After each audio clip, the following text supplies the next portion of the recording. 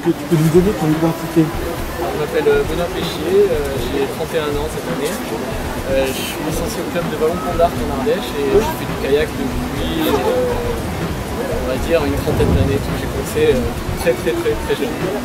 C'est quoi ton palmarès sportif? Alors je suis champion olympique, 2 fois champion du monde universitaire et 3e du classement général de la Coupe du Monde en 2002.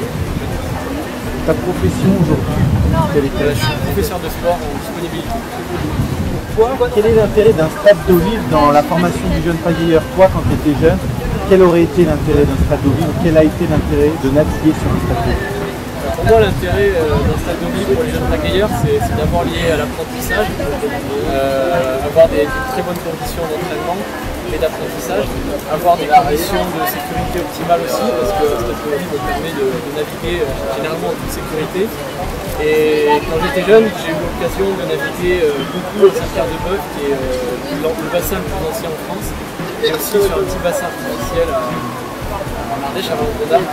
Et la variété des sites apporte beaucoup pour l'apprentissage.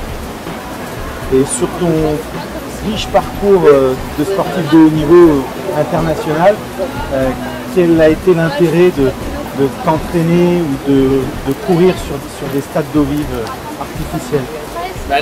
Les compétitions internationales se courent quasiment à 100% sur des stades d'eau vive. Et c'est vrai que l'entraînement maintenant se fait quasiment exclusivement sur des stades d'eau vive.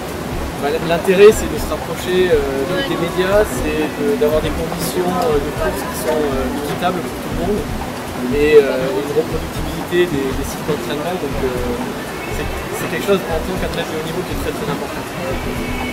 J'ai une dernière question qui touche peut-être plus le citoyen, Benoît Péchier. C'est, à ton avis, un stade d'eau vive, quel peut être l'intérêt d'un tel projet pour un territoire et pour les citoyens de ce territoire-là? Un stade d'eau vive, je pense que ça développe énormément la ville qui l'accueille, et ça développe le territoire. Ça permet de réaménager soit un centre-ville, soit une ancienne zone industrielle. On a l'exemple de Lannion ici, on a l'exemple de Huningue qui a complètement remodelé son centre-ville grâce à un stade d'eau vive. Ça crée un lieu de vie où les gens vont pratiquer des activités nautiques, mais aussi d'autres activités sportives, se promener, passer du temps. Et c'est quelque chose de vraiment très impressionnant dans la dynamique du ville. Moi, Benoît Péchier, je soutiens le projet de création d'un stade d'eau vive en Charente.